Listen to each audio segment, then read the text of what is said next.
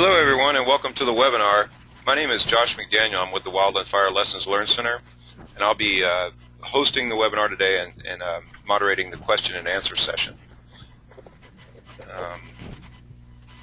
Also, we've got a pretty good little bit of distortion. Are you hearing that too, Brian? Yeah, a little bit.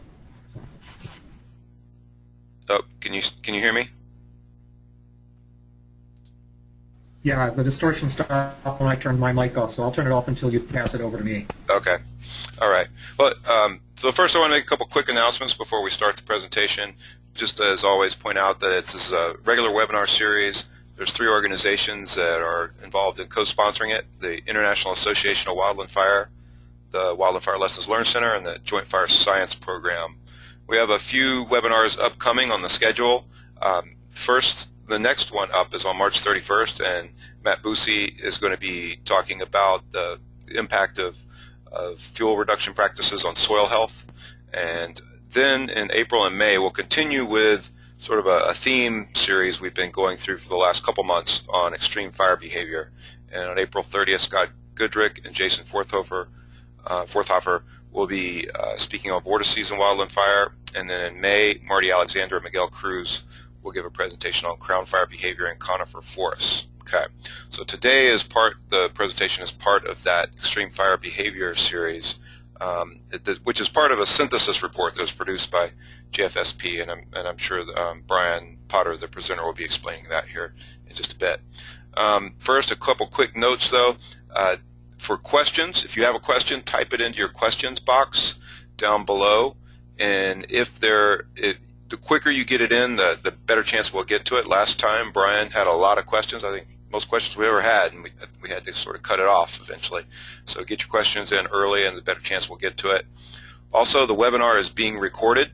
I try to post the recording about an hour after the webinar on the Advances in Fire Practice website. And so to register for these webinars you see up on the screen, or to find the recording, it's on the Advances in Fire Practice page. Let's see if I can get you there. So this is a site within the Wildland Fire Lessons Learned Center site. If you go to the home page and click on Advances in Fire Practice right there, it'll take you here. And there's the link to the webinars, and then the recordings are right there after that. Okay, so with that, I will now introduce the speaker. Brian Potter has been a research meteorologist with the Forest Service for 21 years. He began as a postdoc researcher in East Lansing, Michigan, studying weather patterns associated with large fires in the eastern U.S. His work focused on non-fire disturbances to forests, such as tornadoes, windstorms, and thaw-freeze events in the late 1990s, before he moved back to examining fire-atmosphere interactions in 2000. In 2006, he transferred to the Pacific Wildland Fire Sciences Lab to become the team leader for the Air Fire Research Team, a position he held until 2012 when he stepped down to focus on more research issues. He's taught the meteorology sections of S290, S390, and S490, and has been involved in reviewing these courses. In addition to that work, he's also is the co-lead on the Extreme Fire Behavior Synthesis and Review, Volumes 1 and 2, which was put out by the Joint Fire Science Program, and that's what the presentation today is based on. And with that, I will hand it over to Brian. Change the screens.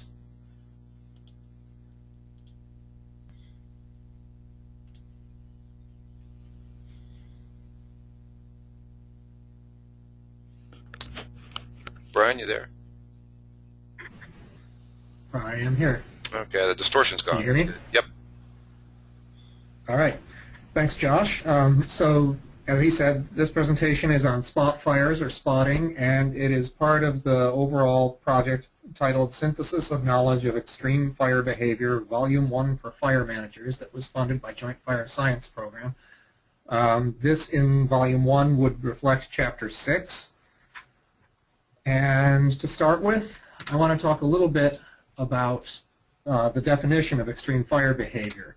The National Wildfire Coordinating Group defines it as written here. I'm not going to read it word for word, but it refers to the difficulty of control action. It cites some specific examples of what could constitute extreme fire behavior, such as rapid spread, prolific crowning, or spotting. So we're right in that area today.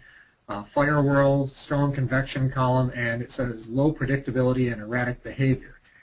when we set out to perform the synthesis and review, we felt that this was a difficult definition to work with from a scientific perspective and to define what exactly should be in the synthesis and review. So we sent out requests to the operational fire management community asking, what do you consider extreme fire behavior? And we got great feedback, a lot of responses.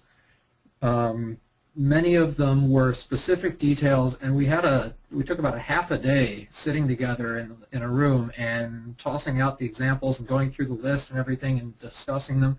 And in the end, the best definition we could come up with that didn't rely sort of on the inability to control it, more on the behavior of the fire itself, was that extreme fire behavior is fire spread other than steady surface spread, especially when that behavior involves rapid increases.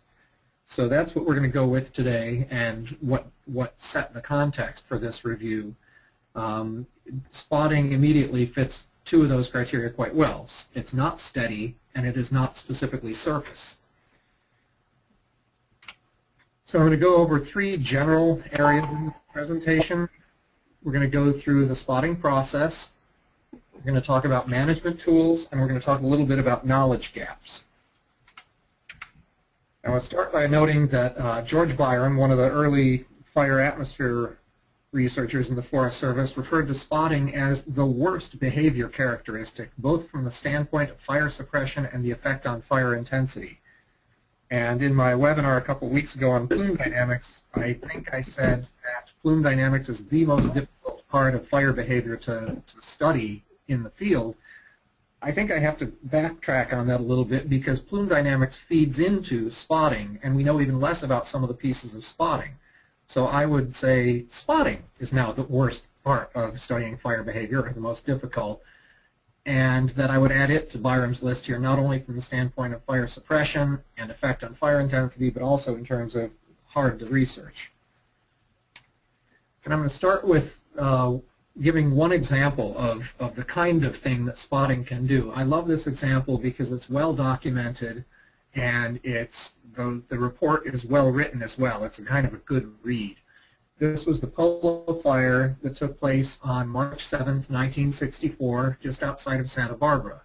There were 4 people injured, 2 houses, 1 barn, 4 autos, and a 100-tree orchard were destroyed, and the fire only burned 600 acres. Part of the thing that's neat about Polo is it also had a very intense fire world, but that's not the topic for today. That would be part of Scott and Jason's presentation on April 30th. I don't know if they'll talk about Polo specifically. But the spotting elements from the Polo fire are that the major progress was actually by spotting, not by surface firefront propagation. And that spread rate turned out to be 10 times faster than normal for the area. The thing that's most notable to me, though, is that the spots were actually created by bushes, entire bushes being thrown into the air afire and landing up ahead in the unburned vegetation. 5 to 10 foot bushes of, I think it was ceanothus, thrown ahead of the fire and starting spot fires. So the effect of the spotting on the rate of spread increasing by a factor of 10 and the size of the embers, those are kind of extremes, but they set the tone for what we're looking at here, why this counts as extreme fire behavior. So typically when people talk about the spotting process, we mentally compartmentalize it in 4 broad stages. The first one is firebrand production. What is exactly being thrown? What are the firebrands? The second is lofting, when the embers and the firebrands are thrown upward. Once they go up, they go over, and that is the transport portion. And then when they land, you have ignition. And that's sort of the way I'm going to split up my presentation today because it's mentally convenient and it fits our thought process pretty well. One question I get a lot of the time is, what's the difference between lofting and transport? And the simple answer is, lofting is the upward part where it's mostly going up even though it's going over a little bit, and transport is more of the across, the horizontal travel after it gets out of the strong part of the fire plume. Now I want to note that this is fairly similar to an earlier framing of the whole process, although this next slide shows a more complicated schematic. This was from a research project led by Murashow in the 1970s, and it's a little bit hard to read. That's a result of getting scanned PDFs of old documents.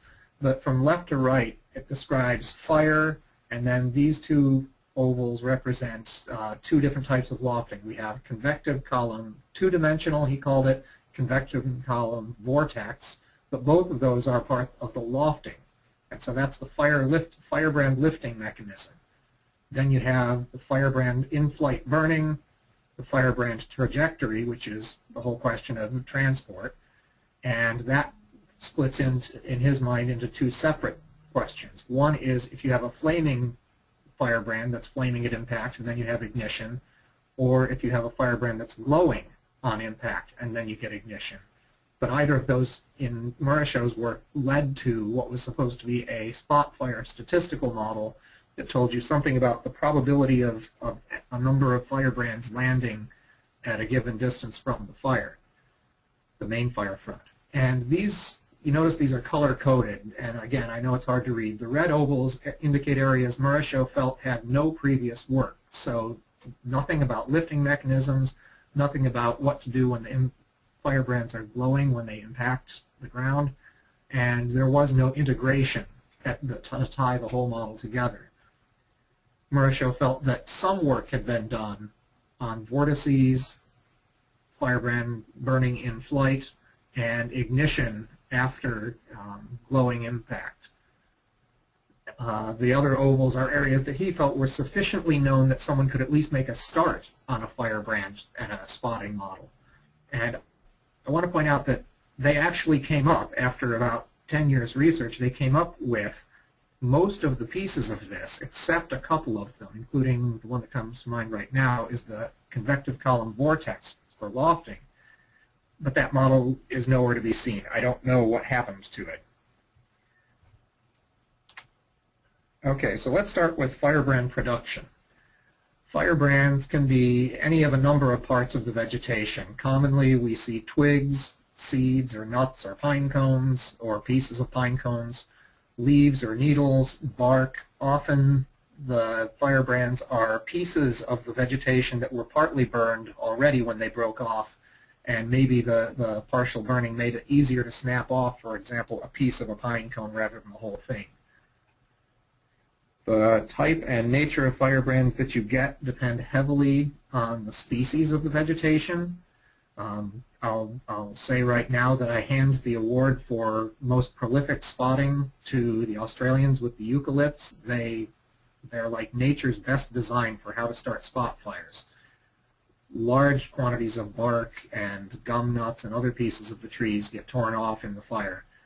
But the species determines both what parts of the vegetation get thrown up as embers or firebrands, and they determine to a degree what the quantity is. The next three factors I've listed, fire intensity, stand structure, and wind turbulence, all of those influence both the violence of the winds in the fire region that break off the embers and the firebrands, as well as where in the wind profile, in the updraft, those firebrands begin. It's very difficult to loft a firebrand that starts out laying down on the ground at the bottom of the fire zone. But if you have branches, a yard, 10 feet, 20 feet up in the air, whether those are low shrubs and bushes or the lower branches of a canopy, it's much easier for the updraft to get some speed before it reaches those and to break them off and carry them with it. The picture on the right here is from a study by Manzello et al. At the National Institute of Standards and Technology. They actually did some wind tunnel experiments or indoor experiments burning Douglas fir trees and collecting the embers so that they could get an understanding of what the size distribution, what are the firebrands produced by a Douglas fir as the example they were using. I should also note that I go back and forth between using the term embers and firebrands. I mean the same thing, but I was recently reading a paper that pointed out that firebrand is probably the more accurate term, so I'm trying to stick with that. but in any case, I mean the same either way. So here's what Mancello et al. Got. The picture on the right is some of the embers that they collected in pans of water placed around that burning Douglas fir. And the graph on the left shows they used mass to plot their firebrand sizes and what percentage of the total collected fall within each size category. And you can see from this bar graph that by far the majority of the embers, the firebrands, were very small. So something like 70% were less than 0.1 gram or about 0.1 gram. And after that it drops off quickly and you get lots or very few of the larger embers. Now there's a size trade-off that comes in with spotting. You're going to be throwing an ember up into the atmosphere, and to get long-range spotting it needs to be a big enough ember that it continues to burn the entire time it's in the air and then land somewhere, and it has to have enough mass when it lands that it will continue to burn while it ignites the receptor fuels. But the bigger the particle is, the harder it is for the air and the wind currents to keep it aloft. So big particles don't go very high, but they burn longer. Small particles can be lofted much more easily, but they burn out faster. And anything that burns out before it gets back to the ground is really not worth considering when you start talking about firebrands and spotting. So there's somewhere in the middle, there's a sweet spot for the number and size of embers that can be lofted and make it to the distance where they can cause spotting. For the lofting stage of firebrands and spotting, you have a few factors that come into play here. You've got the updraft strength, which is just what I was saying. You know, the stronger the updraft, the bigger the embers it can carry up. You have the ember properties, going not just with the weight, but the shape. A wide, thin, imagine a piece of paper that weighed the same as a small, round ember. The paper is much more loftable. It's more aerodynamic, has a higher drag, so the updraft can carry that higher and farther. Canopy structure, again, influences the airflow at low levels that allow the ember to get into the updraft. A couple of examples here on the fall speeds of these particles. This is from work back in the 1960s by Tarifa et al. This was sort of precursor work to Murashow's work. And this shows the fall speed as a function of time for a number of different embers that they tested. They played with cylinders and they played with spheres of spruce, pine, and aspen.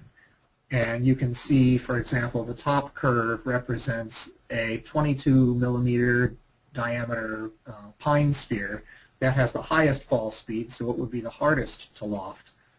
And you can see all of them have the same general shape. They lose fall speed slowly at the beginning, and then they have a faster phase of burning off mass, so to speak, or decreasing terminal velocity, and then it tends to taper off to a more constant speed as they essentially burn down to their last little remnants. Now notice the vertical axis on this goes up to about 14 meters per second, and the slowest terminal velocity they show is 6 meters per second. This is some data for Australian eucalypt bark. This is from Project Vesta that I'll talk a little bit more about in a minute. But here, even the fastest falling eucalypt bark was less than 3.5 meters per second. So eucalypt bark, again, is wonderfully aerodynamic, if you want to think of it as wonderful. It floats well, it transports well on the wind, and so it can travel farther before it burns out. One of the things that Murashow and Tarifa and their colleagues discovered was that they created these models, these computer models, to show the lofting of the embers and then the transport downwind, and they would calculate, is the ember still burning when it lands, and how far did it go before it landed? And they had a real problem coming up with anything that could produce long-range lofting and ember transport. A simple plume in the sense of just an updraft that's sort of a vertical wind profile or a vertical wind shaft like a chimney, carrying the embers up and then handing them to the horizontal winds, couldn't really match anything in terms of long-range spotting. For example, they tried putting in a 70-mile-an-hour updraft starting at the ground, half a mile wide, and even when they put the embers into that, the farthest they could get in terms of still burning embers landing in the receptor fuels was 4 miles, and yet that's not anywhere near some of the records for ember transport. I don't know record transport distances off the top of my head for typical North American conifer or hardwoods, but I know that the record, as far as I remember, for spotting is, again, Australian, and it was something on the order of 24 or 25 miles. But even if, I'm pretty sure there are embers observed in the U.S., spot fires known to have landed 7 to 10 miles out. So the question is, what's allowing those embers to be transported as high as they need to be to travel that distance? And Murasho and his colleagues concluded that the only way that could happen was if you had either fire whirls or major flare-ups lofting the embers. Major flare-ups, it's kind of obvious how that would work. You get this sudden surge in fire energy and it launches the embers higher than they would otherwise go. It might give you something comparable to that, I'm not saying exactly, but comparable to that 70-mile-an-hour intense updraft. But the fire whirls are a little less straightforward. Suffice it to say that for now that the air inside a fire whirl, or a fire tornado if you want to call it that, is rising vertically very quickly. And so it tends to hold the embers into the whirl and launch them upward at high speeds, so it could carry them high and allow them to get released into the transport winds and accomplish long-distance spotting. When it comes to the transport portion of the spotting process, the 3 main factors that come into play are the wind profile again, the ember size and shape and composition, and the burning characteristics of that ember. One of the things that they found in these early experiments was that charcoal is perhaps the most dangerous type of ember for any wood species. Charcoal is relatively light, so a ball of charcoal versus a ball of pine or oak, the charcoal is going to be more buoyant or easily carried upward by the winds. Charcoal also burns more slowly during that phase, and it loses, it has a more constant terminal velocity, so it travels more steadily. I think I'll leave that at that. I had a slide that showed charcoal fall speed, but it was confusingly graphed, so I don't want to include that here. But suffice it to say, charcoal is a danger second probably to eucalypt bark. And then after that, you get the question of what is the shape and nature of the charcoal, pine cone, bracts, or what. So this is an example of some of the work from Tarifa. Oh, and I want to emphasize in terms of wind profile, wind direction and speed matter. Because if your wind direction is changing rapidly, it's going to determine which way the embers are going to go instead of straight ahead of the fire. So this is an example of one of the model tests that Tarifa et al. Did. And if I can get my mouse to show up here for you guys. Okay, so the L values here represent how far inside the convective updraft the ember was when it began its journey. And so you can see here at the bottom, 30 meters inside the updraft. It ejects from the updraft relatively early, and it only goes about 500 meters from the fire. The last ember that landed before it burned out, usually this burnout line, so everything above that is burning out before it reaches the ground, is 2 kilometers or about 1.2 miles, and that one started out 53 meters inside the updraft column. And in this case, they were using cylindrical, basically, twigs. So you can see this illustrates the burning out aspect, so you can get a sense of, you know, if they go to a certain height, they're going to burn out before they reach the ground, and they're not really of concern to us. Now when it comes to the end of this journey, I want to emphasize, go back to this. Project Vesta I mentioned earlier is, if you really want to read about spotting and field experiments looking at it, I think this is one of the best publications I've seen.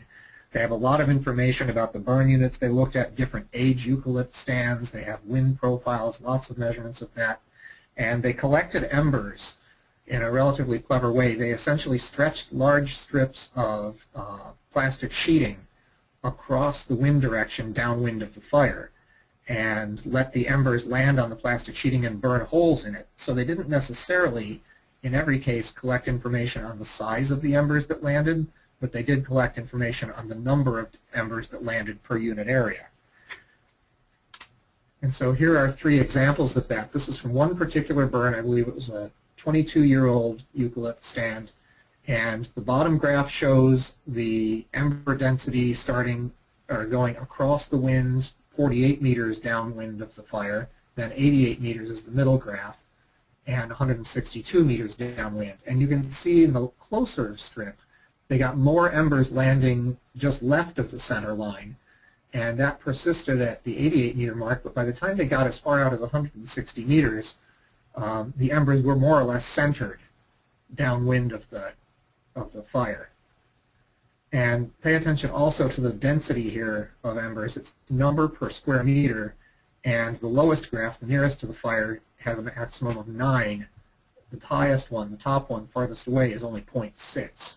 So they look like they're comparable, but the axis, they're very different. The 160 meter graph would barely show up on the 48 meter axis.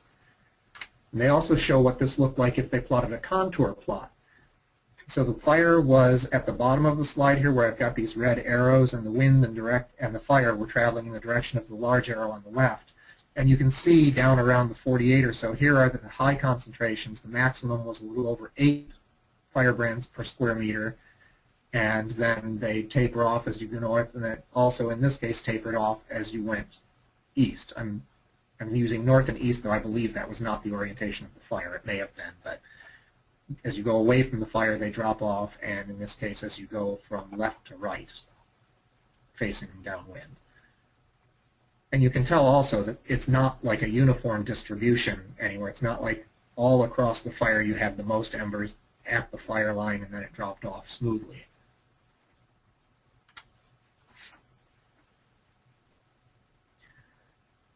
Another thing that became clear as I was working on the project in terms of the landing and the transport of the embers was, and this sort of crosses the paradigm from the transport stage to the ignition stage, is that the embers that land particularly close to the fire, mostly the big embers, and begin to start a new fire right there, those are often overrun by the front of the fire before they really establish themselves. But beyond a certain distance, the embers have a chance to ignite the receptor fuels and become more or less an independent fire of some size before the main fire front reaches them. And they can, perhaps multiple spot fires can merge together and things of that sort before the main fire front reaches them.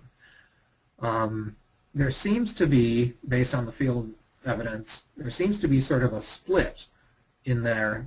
I called the outer range the establishment zone, and the far end of the establishment zone is what I call the whirl or sailing zone. It's sort of an area where the only way embers get that far out is either they're very aerodynamic bark like eucalypt, or they are launched vertically by something like a fire whirl, like Murasho hypothesized.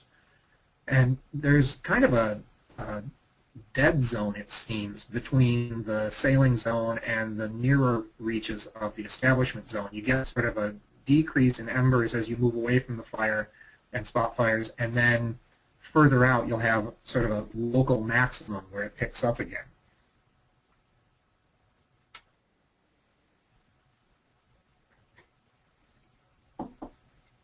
So the ignition portion of the fire depends on these factors. You've got whether the fuels are receptive. You've got the question of ignition delay. how long does the ember have to sit there on those receptive fuels before they begin to burn? The ignition delay depends on a number of factors. You've got the overrun time. Will the main fire front reach the fire before that? And you've got the ember density. The question of, are there a lot of embers landing here such that they are each heating the fuels for each other, sharing their energy, so to speak? Or are they widely scattered so they're essentially each on their own and not likely to interact? Alexander and Cruz, in a paper in 2006, illustrated the effect of ignition delay and rate of spread.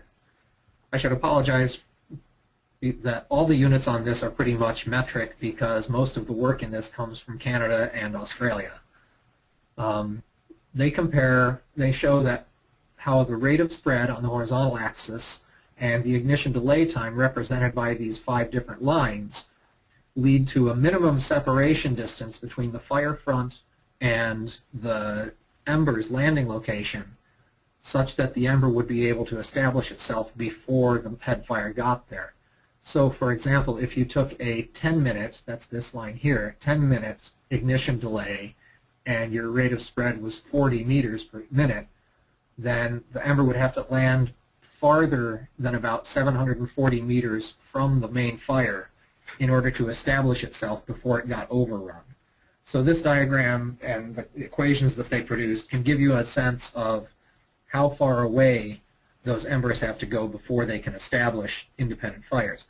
Now this is not to say, and I want to emphasize this is not to say that there's no danger from the embers that land closer. Embers that land close to the fire front, while they may get overrun quickly, they still have the opportunity to preheat and dry out the fuels they've landed in so that when the main fire front does arrive, it spreads more quickly through the area where the spot fires, or where the embers and firebrands have landed. Not only that, but the ember showers or the firestorms that can occur near the fire line can be really difficult and dangerous to firefighting personnel. So this only tells you something about how far away they have to land to establish independent fires. It does not mean you're safe at a closer distance than that. So I referred to this fire in my plume dynamics talk. This is a diagram that came out of the Air Force Bomb Range fire written up by Dale Wade and Darrell Ward back in 1973. And the reason I included this is it illustrates a cycle that spotting can produce. And it's probably a little hard to see, but I'm going to try to talk you through a few of the frames here at least. The first frame, it goes, time starts at the top left, across, and then down a row, and across, and down a row. And the fire initially is burning and throwing a large number of embers into the area ahead of it, carried by the convective column and then the wind. Those embers are outside the overrun zone, and they have a chance to ignite, and the individual embers fires coalesce, producing suddenly a surge in the fire's intensity, shown in the second frame here. That produces a strong column, which is capable of lofting embers again, so it throws a lot of embers up, and in the third frame they are landing out in front of that, while at the same time the main fire front is dying off because it's burned through a lot of the fuels. Those embers land, they take some time, they ignite, they coalesce, and then they create another surge. So we've sort of, this is the landing, this is the establishment frame here, frame D, and then in E they have merged, coalesced, and created another strong updraft, and then they do it all over again, landing, establishing, coalescing, and it creates this oscillatory cycle of spotting and coalescence.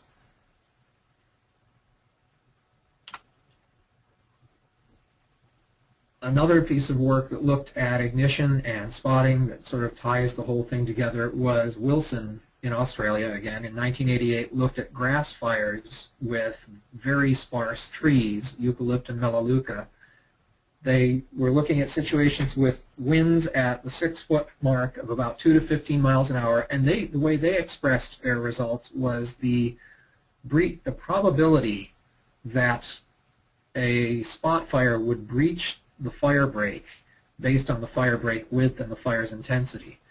So just to illustrate one example, if we had a fire with 6 megawatt per meter of fire front intensity and we had a fire break of 10 meters, the probability of breaching would be something less than 50%, but more than 10%. And you can see how that works. If you can choose what parameter you want to track and which ones you want to figure out from this.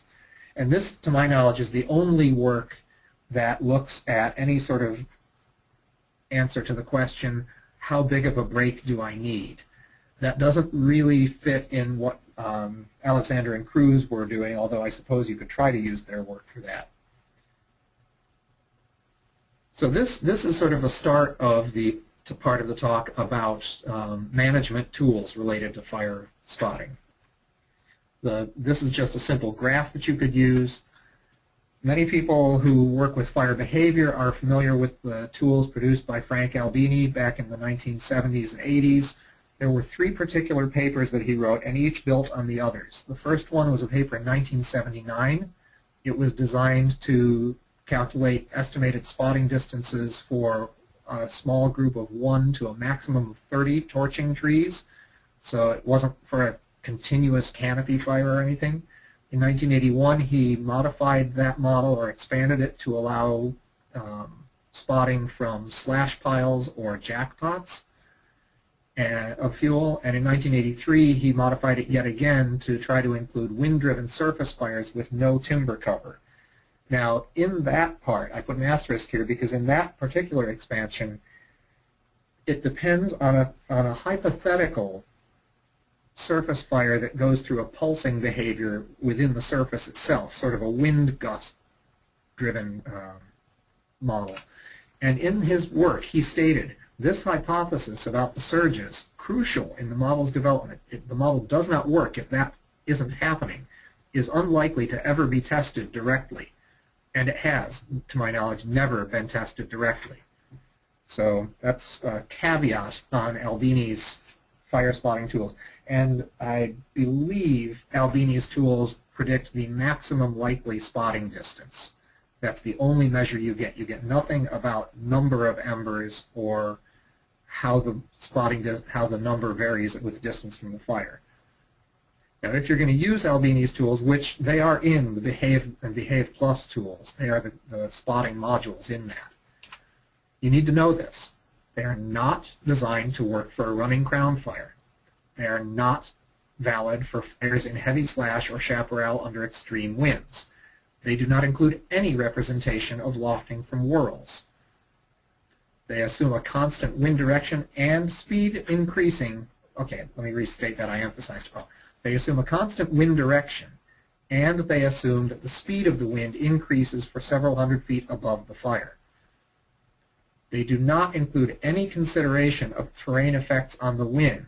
So any sort of eddies because of ridges or gaps or anything like that, or accelerating winds in a gap, anything like that is not part of Albini's model. So when using these models, bear these caveats in mind. Understand that the answer you get can be wrong because you're using it in a situation where it's not correctly applicable. And I'll go back briefly to the wind direction piece here.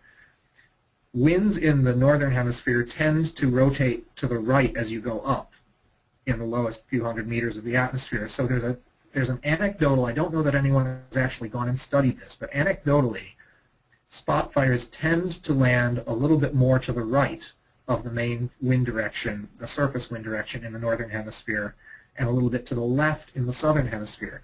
Now, it's tempting to say, oh, that's what we saw in those curves from Project Vesta in Australia. But that's not the only thing that can make the embers land to one side or another. Maybe the fire was running a little bit unevenly because of the fuel distribution. You don't know in a specific case. So don't assume that those Vesta results were an example of exactly that. And that's pretty much all of the tools that are out there, the Albini tools, and then the Wilson breaching, and maybe if it's relevant to the question you're trying to answer, the Alexander and Cruz spot fire establishment or overrun distances. And the reason those are the only tools is that we have huge knowledge gaps. And I'll go back to my early comment about spot fires are more complex than plume dynamics because plume dynamics are just part of the spot fire question. The biggest questions remaining for spot fire dynamics are the Ember or Firebrand generation. How many are created by a particular species? What types of embers are they? What about a complex of species? What happens if you have chaparral on the edge of a partial canopy? How do those interact? What are the lofting mechanisms? We haven't got that whirls question figured out. What do the fire vortices do to loft them? How do they carry them exactly? And the third point we have a very poor grasp of is ignition on landing. We have got some work being done in that. Some of the things that David Weiss, researcher at Pacific Southwest Station, has done with his colleagues, they address some aspects of this. We haven't got a good grasp on the flaming versus lowing ignition, and we haven't looked at the breadth of possible receptor fuels and what characteristics of the receptor fuels we need to look at. Jumping back for a second to the ember generation, I want to point out that the Mancello et al., when I showed the picture of the embers they collected in the water pan, that tells us something. But it tells us something about the embers that made it back to the ground. And if we really want to make a model that captures this whole process and can be used either for research or in the field, we need to know the starting point for the embers, meaning how did they come off the vegetation, the number and the size and the rate. And so while the Mancello et al. Show us something about the size distribution landing at a certain distance, they say nothing about how many actually started the journey, nor do they tell us how many per unit time or whether it was primarily big embers in the middle and small embers at the beginning and end of the process. We need that kind of information, that kind of specific information, if we're going to complete the model that Murasho talked about. And with that, I want to go back to Murasho's diagram. I actually changed this a little bit. I probably should have made it an animation so you could see the changes I did. I would argue that he has the fire marked as sufficiently known. I have changed it to part of the work is done because we don't know as much as we need to about the number and the rate of ember generation and the other characteristics about it. I changed the convective column vortex from where he had partial work done. I've marked it as no previous work. It's not no previous work, but it's awfully close.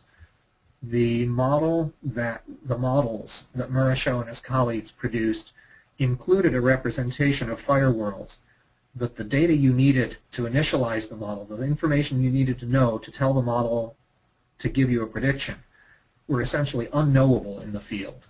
It's like trying to calculate Byram's power of the fire from information in the field while you're on a going fire. I think I'll leave my comments on this at that, simply because the point I want to make is we're not as far as Murasho liked to think we are. We understand now how far we aren't. And we really need to go in and fill in some of these gaps if our goal is to create models that can be used for research or fireline application. I'll wrap up with a few things that I really want you all to remember about spotting and spot fires. Spotting of any sort, whether short range, long range, high density, low density, is a form of extreme fire behavior. It is not steady surface spread. Short range spotting accelerates the effective rate of spread and creates an immediate hazard to fire personnel in the area. Long-range spotting can lead to new and established fire fronts and fire-fire interactions, which there is a chapter in the Synthesis and Review on fire-fire interactions. I don't think we're going to have a webinar on that topic, so I strongly encourage you to read it. Some parts of it are a little bit technical, but the general ideas are very important if you're going to be working on the fire line and trying to understand how multiple fires can influence each other on various scales. And the last point I want to make again is that behave plus goals, when it comes to spotting, have very specific constraints, and using them out those constraints, applying them where they may not be valid, is an exercise in taking your chances and dubious, if I can put it that way. And I will end there. Here's my email address and my phone number. If you have questions later, we can go to the questions now, I think, Josh, if we want to. Last webinar, I got a large number of questions, and I really appreciated those. I tried to answer all of them, and I have to confess, if you haven't gotten an answer from me and you sent one via email, I learned just before this webinar started that the Forest Service email had sent 3 or 4 to my junk folder. So I've salvaged them, and hopefully I can get to those a little bit later. Can you hear me? Yeah, I think Okay. we have the feedback again, but we'll have to just suffer with it here, won't we? Okay, I don't hear it too bad on my end.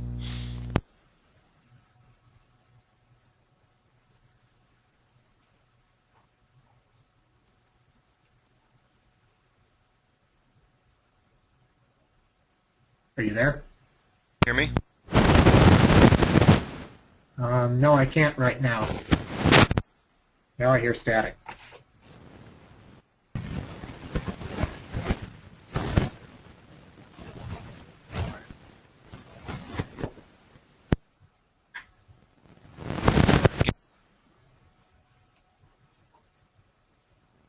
Okay, I only hear movement noises from Josh, so I'm going to go ahead and start reading some of them. Just static. The first question is, what are the lofting to transition criteria? I believe the questioner means to transition or to transport, and there is no hard and fast definition of when it's no longer lofted and it's now just being transported. In some of the idealized models, such as Mancello and Tarifa's models, they did create a defined updraft with a sort of a physically unrealistic boundary where the ember would make its way out of the updraft and then be in transport status. With contemporary fluid dynamics models, we can actually just say put the ember in and transport it through the overall wind field. Okay, can you hear me now, Brian? Yes. Okay. Yes. All right, sorry about that. That's okay. I sort of answered probably to these questions, and if you want to take over, we're on Jake Mandelko's question. Okay. All right, sorry about that, everyone. Next question is from Jake Mandelko. Would charcoal embers be more common in beetle-killed areas and standing dead? That is a fuels combustion question that I personally am not really qualified to answer. I honestly don't know if those types of fuels would produce more charcoal pieces in the updraft. Okay. Next question, similar. Bob, from Bob Easel. Where does the charcoal in the column come from? Basically, any part of the vegetation or the fuel structure that has pyrolyzed, so that the volatile gases are gone. What's left at that point is charcoal, and because the pyrolysis destroys the structural components, the lignin and the cellulose, the remaining portions of the vegetation are more brittle and more easily broken off. Okay. The next question is from Gordon Springle, and Gordon asks, regarding ember distribution, you mentioned a seemingly dead zone between the overrun zone and the fire whirl/sailing zone. Could this be due to contra-air movement due to the oxygen feeding into the main fire front? Thus, any ember may be redirected upwards back into the transportation zone? There are a lot of things that could do it. I'm going to say I doubt that it's the return flow into the front of the fire for one simple reason, and that is that we do get heavy ember showers right in front of the fire where the inflow is the most intense. So if those embers are able to make it through an incoming wind, then that's probably not the cause of what I call the dead zone. I think the dead zone is simply, it's trying to think of a metaphor here, and the first thing that comes to mind is baseball. It's kind of the difference, sorry non-Americans, imagine the difference between where all the balls would land if you mapped a bunch of bunts, where the batter just grabs the bat and tries to stop the ball rather than swinging at it, and full-on swings by the batter where they try to knock it out of the ballpark. There's really not a lot that lands, so to speak, between the pitcher and the second baseman. You've got the bunts land relatively close to the batter, and the full-on swings send it out of the park if you're lucky, or out beyond the baseline. The analogy being that the bunts would be typical wind-carried embers landing closer to the fire front, but when you get that jackpot of fuels or that sudden surge or that fire whirl, the vortex, it's trying to knock one out of the park and really send it flying. Okay. The next question is from Christopher Thomas. And Christopher asks, can you repeat where the chapter on fire-fire interactions can be found?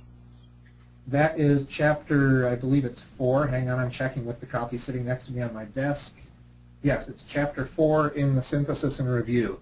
If you don't have the synthesis and review, you email me at my address on the screen, and I will send you the link to download it. It's available as a PDF file from the Forest Service. Okay. And Larry Kazir asks, are there some common denominators that accompany spotting that were present on the latest fatal fires? Oh, I have not. I guess I would want to know the specific fires you were thinking of, and then they would have to turn out to be ones that I personally knew. Okay. So I don't know of any fatality fires recently where spotting was cited as a causal factor. Mm-hmm. Okay. Right. Well, so Larry, if you have one in mind, maybe type it in, and we'll see if Brian is familiar with that one. But next question is from Clara Quesada from Andalusia, Spain. Thank you, Brian. I suggest a view to the interesting studies of Dr. Miguel Almeida and Dr. Domingos Viegas from ADAI, Portugal, as a European view about fire ember transport generated from eucalyptus leaves. They tested different types of leaves and brands in a combustion tunnel and calibrated models in real fires in Portugal. Yeah, thank you, Clara. You're right. I know that Dr. Viegas has done some work on embers. Here's the disclaimer. I maybe should have put at the beginning. My main area of expertise is actually much more the plume dynamics, and the spotting is not something that I work with still on a day-to-day basis. So I am not as up to date, and I apologize for that. But yes, the Portuguese and the Australians still, but the Portuguese in particular, have been doing a lot of laboratory work on ember ignition and things like that. That was my commission. Okay. Colin Hardy wants to know if you can remind us of the JFSB RFP on ember production. Yeah, that was in the most recent call for proposals, and I'm trying to remember the specifics of it. I should, because I looked at it very closely, having worked on all of this. It was a call for proposals this time around to look at the production of embers and their ignition potential. It did have somewhat of an emphasis, if I recall correctly, on ignition at the wild and urban interface, but not exclusively that. Okay. Next question is from Jeremy Serprenant, and he asked where he could find a copy of this webinar. And I just posted that link. I think everyone can see that link when I posted it to all there. But it takes about an hour. We'll get the recording all fixed up and then uploaded to the Lessons Learned YouTube channel, and then I'll put the link there on that page, and that'll you can find it there. And you can find all the other webinars as well, including Brian's that he did 2 weeks ago. Okay, next question is from Danny Callahan. Have any studies been conducted in saw palmetto or sable palm in Florida? There's real concern for spotting, especially at distance. These palm fronds are very kite-like. Not to my knowledge. Again, the community of people studying the ember production and the ignition is very small, and they tend to be geographically focused to a degree. So I don't know of anyone in Florida or in the southeastern United States studying ember production and ignition. So I have to say I am not aware of anyone. Okay, there's a yeah, Ryan Hart has another comment on that, and he says, no mention of Palmetto frond spotting here in the southeast U.S. I feel from my short tenure this is one of the most significant and extreme spotting fuels in the U.S. And then he said, I just heard the question, thanks. So just a sort of more concern on that issue there. Right. Well, I would say that's a perfect example of where we need more research. Another knowledge gap is while we have some information, and actually a fair bit of information on the eucalypts, because again, not just the Australians but the Portuguese are looking at the eucalypt questions. I've heard nothing about saw palmetto as a fuel being studied. The NIST group was looking at conifers. I would say if it has been done, I would look at Tall Timbers out of Florida, maybe the Tall Timbers Research Station. Yeah. If there has been some work, you might find something on their website, or giving someone a call there might be some information there. All right, Brian, well, that's all the questions that we have. Very good presentation. Thank you. Very interesting, as always, and we appreciate it. And thanks, everyone, for coming to the webinar, and we'll look forward to seeing everyone next time. Thanks, Brian. Thanks.